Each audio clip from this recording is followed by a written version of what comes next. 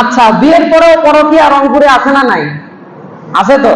একটা লোক 9টা থেকে 5টা পর্যন্ত চাকরি করে, তার একটা পরকীয়াও আছে। বাড়িতে গেলে তো বউ সময় দিবে কখন?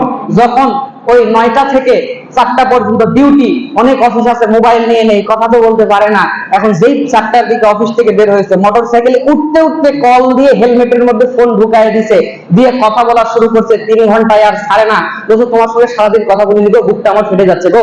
তো এখন কথা বলতে আছে আর বলতে আছে। 3 ঘন্টা কথা বলার পর কল কেটে দিচ্ছে, বলছে না এখন একটু কাজ আছে যাই। বলছে না না আরেকটু কথা বলো। 3 ঘন্টা কই, মনে তো হলো মাত্র 10 মিনিট কথা বলছো।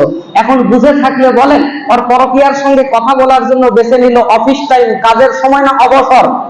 অবসর।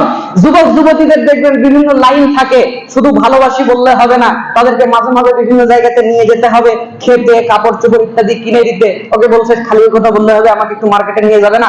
বলছে আমার তো সপ্তাহে 7 দিন ক্লাস থাকে, পারবো না। তো কোন দিন? বলে শুক্রবার। শুক্রবার কেন?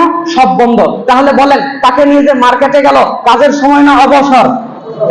তার মানে আমরা প্রত্যেক মানুষ আমাদের অবসরকে পাপ করার জন্য বেছে নিয়েছি। আর আল্লাহর নবী বলছে অবসর হচ্ছে তোমাদের জন্য নিয়ামত।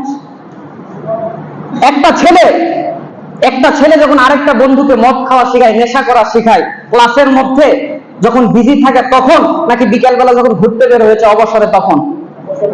তার মানে আমরা প্রত্যেকেই আমাদের পাপ করার জন্য অবসরকে বেছে নিয়েছি। আউযু বিল্লাহি মিনাশ শাইতানির রাজিম। কেমন করে আপনি এই সময়কে বেছে নিলেন? আল্লাহর নবী বলছে এটা হচ্ছে নিয়ামত, এটাকে ইবাদতে কাজে লাগাও, জিকিরে কাজে লাগাও, কোরআন তেলাওয়াতে কাজে লাগাও, ভালো কাজে ব্যয় করো। আল্লাহর নবী বলছেন প্রত্যেক মানুষকে 2টা দেওয়া হয়েছে নিয়ামত, একটা হচ্ছে তার অবসর, একটা হচ্ছে তার সুস্থতা, কিন্তু তারা মূল্যায়ন করতে জানে